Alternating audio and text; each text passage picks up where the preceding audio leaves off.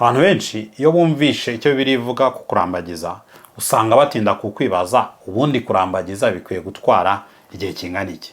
Iki kibazo nicyo turi buganireho mu nyigisho yacu y'uyu munsi. By'umwihariko uyu munsi turaza kujya mu buzima busanzwe twumve ubuhamya bwa mwene data umwe uheruka kurambagiza vuba, atubwire ese we kurambagiza byamutwaye igihe kingana iki, ni biki ubundi umuntu aba akora muri icyo gihe cyo kurambagiza. Hanyuma turaza gusoza tureba ese ni zihe nama zishingiye kuri ijambo ry'Imana umuntu yaha umuntu ukiri mu gihe cyo kurambagiza ku bijyanye n'igihe bikwiye gutwara no kukwiye kubyitwaramo. Reka rero ngusuhuze kandi nguhe ikaze hano ku Rushako TV. Niba ari ubwa mbere, ngewe nitwa Johnny. Rushako TV ni platform twigiraho kurambagiza ku bana ndetse no kurera neza dushingiye ku kuri kw'ijambo ry'Imana. By'umwihariko uyu munsi ntabwo ndi njyenyine, ndi kumwe na Bosco. Bosco, ni karibu. Murakoze cyane. By'umwihariko kuri uruhande rwa kamera. Murakoze, n'abadukurikiye ndabasuhuje, nishimiye kuba hangaha rwose.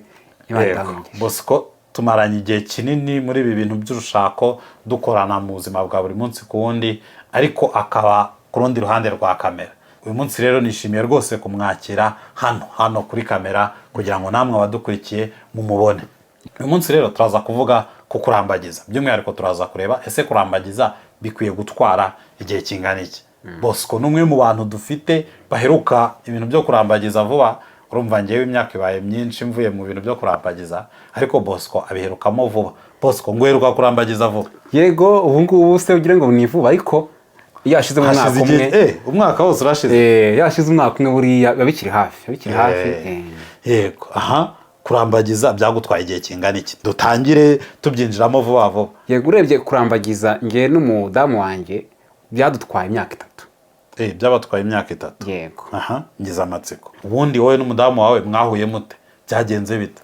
Yego, twahuye 2019. Hari ishuri nari ndangijemo, so nawe aza kuryiga umwaka wari ukurikiyeho. Birumvikana nk'abantu bari barangije mu ishuri tuje kwakira abanyeshuri bashyashya.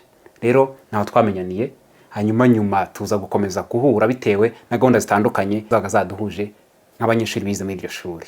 Hanyuma se mwaje gukundana mute? So byo gukunda rero byaje kuza 2021. So muri urwo rugendo rwo kuba guhura muri ibyo bintu bitandukanye, naje kubona umutima we. Nza kugera ahantu mbona yuko uyu muntu ni umuntu nakifuza kugira nk'inshuti yanjye, ni umuntu nakifuza kugira hafi, mbese nuko byatangiye. Mbese utangira kumva wakwifuza kumugira hafi? Yego. Ako kantu ni sawa. Hanyuma rero wabigenje ute kugira ngo we nawe mutangire? Ubu urumva uri kutubwira ati iki gihe nibyo twatangiye kurambagizanya. Duhe nk'ishusho y'ukuntu uwo munsi wo gutangira kurambagizanya wagenda. Yego, urumva ngo nyuma yo kubona umutima we, naje kugeraho numva koko umutima wanjye uko nifuza kuba ari umuntu ndi kumwe nawe ntagira nk'inshuti. Urumva byaje kurenga byo kumugira nk'inshuti tuvugana kuri telefone, numva namubwiza ukuri kuko umutima wanjye wimva kuri we. So ngambirira kumusanga, ndamubwira ati rwose buriya rero iyo ndebye umutima wawe numva ari ukuntu mwishimiye, kandi ukuntu mwishimiye numva bitandukanye n'abandi. Nuko ndamubwira yuko nifuza ko ari umuntu nakifuza kugira nk'inshuti, ariko atari inshuti gusa yo kuvugana kuri telefone, ngo turebere hamwe yuko Imana iduhamagarira ku bana. Kuko numvaga ari ikintu umutima wanjye. Numvaga ingambira mu mutima wanjye kuvuga ngo ahari uyu muntu twemeranije ko ubushuti bwacu koko hari ahantu buri kutuyobora, byarushaho kumpishurira niba koko njyewe ndi umuntu Imana ihamagarira ku bana nawe, ariko nawe niba ari umuntu Imana ihamagarira ku bana nanjye. So ngambira kugenda ndimubwira, Imana ikora igitangaza, mbona arabyemeye. Ati dutangire turambagizanye. Ubwo nuko kurambagizanya kwacu byatangiye. So ubwo tugaruka kuri cya kibazo cyanjye. Hanyuma muratangiye, mwamaze imyaka 3 yose mukora iki? Nuko nari mbivuze, urumva uretse kumva nkunze uwo mutima we nakifuza kumugira nk'inshuti, nkumva nifuza mu mutima wanjye ko ari umuntu twabana, ariko ntabwo nari nzi ngo mu by'ukuri uyu muntu ninde wa nyawe. Ese koko uyu muntu n'Imana ihamagarira ku bana nawe? Icyo ni ikintu twatinze dukora. Ngo icyo mwatinzeho ni ugutahura niba uyu muntu ari Imana iguhamagarira ku bana nawe. Yego. Ubwo bishatse kuvuga iki? Nsobanura icyo kintu, cyangwa se usobanurire n'abatwumva bivuze iki gutahura ko Imana iguhamagarira ku bana n'uyu muntu? Abantu benshi iyo biyumvisemo uko niyumvaga uwo mutima uvuga ngo uyu muntu ndashaka kubana nawe, ndashaka kuba ndi kumwe nawe, ndashaka kumugira nk'inshuti yanjye, banzura yuko ubwo Imana iri kubihamagarira. Ariko kuri twebwe byari bitandukanye.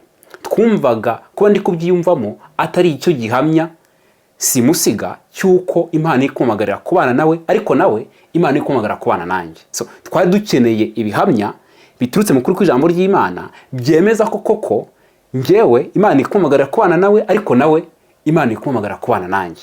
Kubera yuko twari tubizi neza yuko ibintu ndi kwiyumva mu mutima wanjye, ndabizi neza yuko ijambo ry'Imana rihamya yuko umutima wanjye wo nguwo urusha ibintu byose gushukana. So twemeranije rero kugenda buhoro buhoro ngo tube dufite ibihamya dukuye mu kuri kw'ijambo ry'Imana byemeza ko ibyo ndi kwiyumvamo nawe ari kwiyumvamo ubwo yaramaze kubinyemerera ari ukuri koko ko bifite ibihamya mu kuri kw'ijambo ry'Imana. Mwarabibonye se?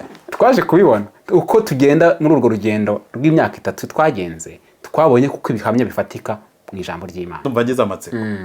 Ni nk'ibihe bihamya wabonye biguhamiriza ko koko Imana iri kuguhamagarira kubana n'uyu muntu?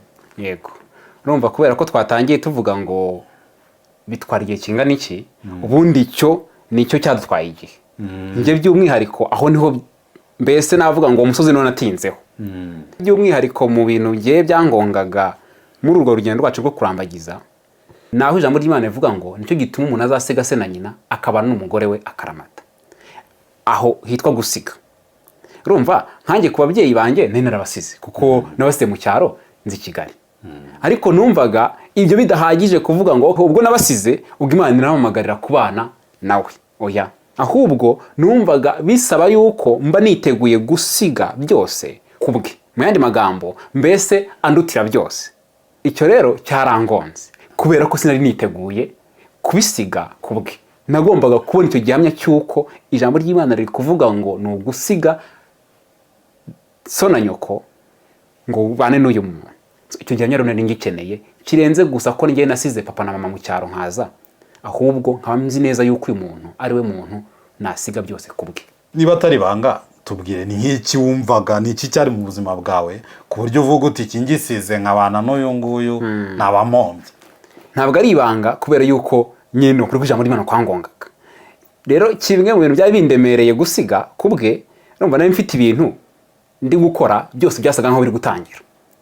Nkumva rero rwose ntabwo niteguye kubisiga kubwe, ku buryo nk'urugero rufatika njye numvaga byaba byoroshye we asize ibyo arimo akaza nko gukorera njye aho ndi gukorera.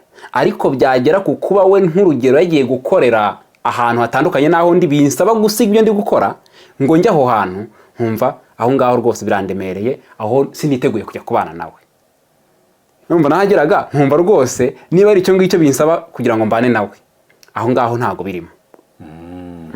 Okay, waje kuhagera rero muri urwo rugendo Imana iza gukora ibitangaza tuza kuhagera. So umunsi umwe rero wumva umutima wawe urabyakiriye ko wabasha gusiga byose kubwo kubana n'uyu muntu. Ubwo se mwahise mwemeranya kubana kaba karabaye? Urumva urwo ni urugero rumwe natanze ku byo gusiga, ariko twari dufite n'ibindi bintu byinshi mu buzima bwacu bikitugonga. So ariko na nyuma yo kwemeranya ntabwo mu by'ukuri twase tubana, kubera yuko nk'urugero nari mfite inshuti zanjye nawe afite izi, nari mfite umuryango wanjye nawe afite uwe. So ariko ntabwo abantu bakimeze gutyo nyine bavuga ngo noneho ejo mu gitondo reka tugende tujye kubana. Oya, twari tugikeneye n'uwo mwanya wo guhuza inshuti zacu kugira ngo twubake noneho inshuti zacu twembi, ariko kandi no kugira ngo uyu muryango wanjye n'uwe nabyo duhuze iyo miryango. Mbese cyari igihe cyo ko njyewe mfata umwanya nkajya gusura ababyeyi be, cyari igihe cy'uko afata umwanya akaza gusura ababyeyi banjye, mbese nkaba inshuti y'umuryango we nawe akaba inshuti y'umuryango wanjye. Ubushobozi rero abwegeranyije, inshuti murazegeranyije, umuryango murawegeranyije, nyuma yo kwemeranya ubukwe murabukoze.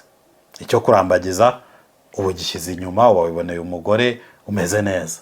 Ikibazo rero kuri aba bavandimwe bakirimo gushakisha, bakiri muri urwo rugendo, ni nk'ibihe bintu twavuga nka bitatu uvuga uti ibi bintu nibyo byamfashije nawe muntu uri kurambagiza ubyiteho byagufasha? Yego, icyambere umuntu wese uri kurambagiza akeneye kwitaho mu kurambagizanya kwe ni ukwakira yuko umutima we atari wo gipimo, atari wo standard. Kubera ko kuba wiyumvamo kukunda uyu muntu nawe yiyumvamo ko gukunze, biroroshye yuko imitima yanyu mwembi yabiri kubashuka.